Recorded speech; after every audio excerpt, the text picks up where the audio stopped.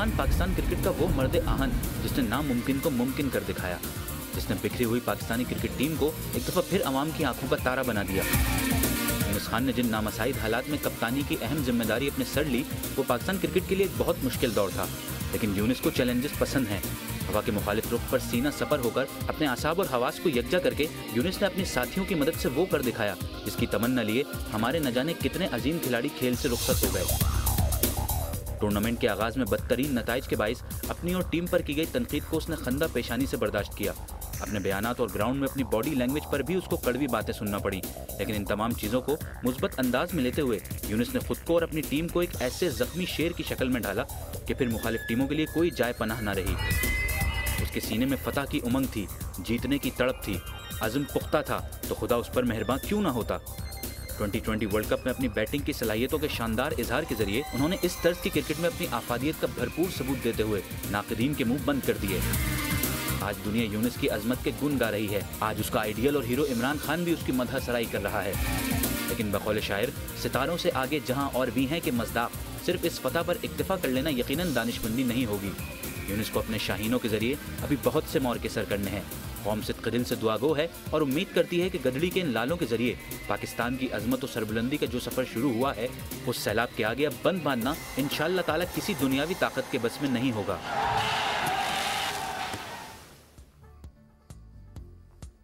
बिस्मिल्लाहिर्रहमानिर्रहीम, अस्सलाम वालेकुम नाजरीन। ये मेरा गेम है। T20 world cup cricket tournament में पाकिस्तानी क्रिकेट टीम की शानदार फतह के हवाले से पाकिस्तान के कप्तान यूनुस खान को जो पजीराई हासिल हुई है, आज उस हवाले से हम बात करेंगे। जियो सुपर एक्सक्लूसिव में यूनुस खान हमारे साथ मौजूद हैं और आज इनसे ढेर सारी हम बातें करेंगे। अस्सलाम वालेकुम यूनुस।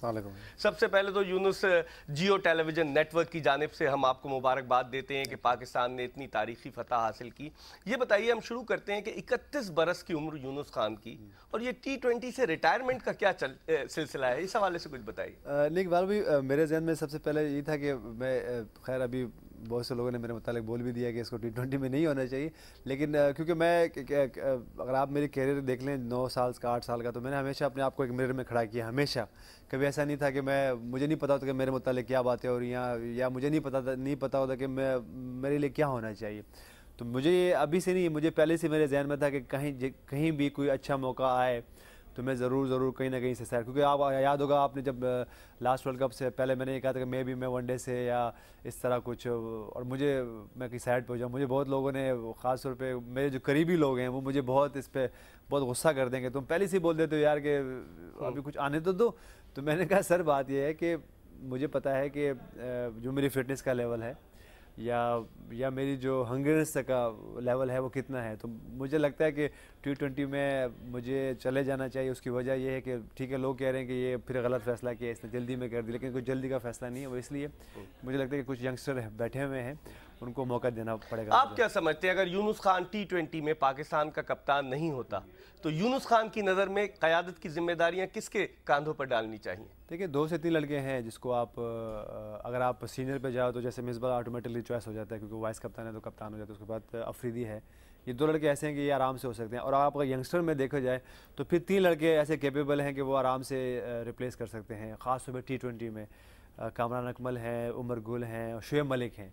क्योंकि अगर आप देखें ये लड़के जो हैं एक ही ग्रुप बैच के हैं, उम्र भी इनकी 26-27 साल है। तो मेरे ख्याल से ये 5 चॉइसेस हैं। अब PCB का है फैसला कि किसकी वो बनाए। अच्छा, इस तरफ आते हैं कि पाकिस्तानी टीम दोनों वार्म अप मैचेस हार गई, फिर उसके बाद इंग्लैंड से मैच हारे। इस टीम को लिफ्ट कैसे किया यूनुस खान ने? क्या तरीका कार इख्तियार किया कि खिलाड़ियों में एक नया जज्बा, नया जोश, नई लगन पैदा हो गई? देखिए मैंने एक सिंपल से जब मैं जिस वक्त खैर इतना नहीं उड़ाया गया जब वार्म अप गेम्स हम हारे हैं, उसके बाद जब इंग्लैंड का मैच हारे, क्योंकि इंग्लिश मीडिया होती है वहाँ पे, वो तो बिल्कुल ही बड़ा सपोर्ट करती है अपनी टीम को। तो वहाँ पे एक मैंने छोटा सा बयान दिया कि इस क्रिकेट को इंटरटेनमेंट लेना चाहिए और इसको फ़न क्रिकेट लेना चाहिए, और मैं भी इसको ऐसे ही लेता हूँ।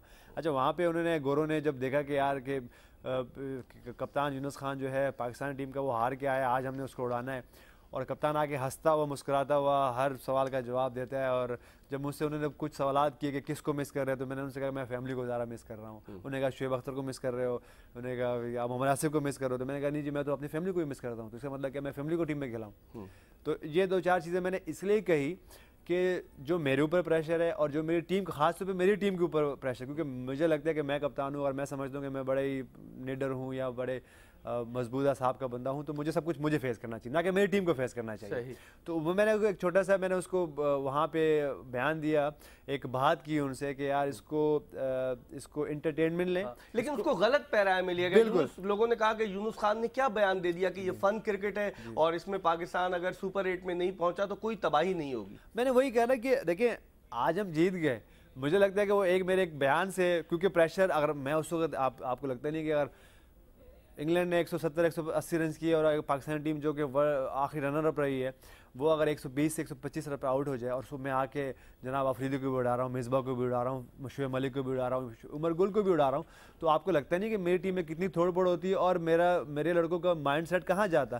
تو میں نے ساری چیزیں اپنے اوپر فوکس کی اور مجھے سارے دنیا نے، خاص طور پہ انگلش میڈیا نے اور خاص طور پہ انڈین میڈیا نے وہاں بیٹھ کے مجھے بہت اڑایا کہ یار یہ کس طرح کپتان ہے، میچ ہار کے ہنستا مسکراتا ہوا آ گیا اور ہنستا مسکراتا ہوا چلا گیا۔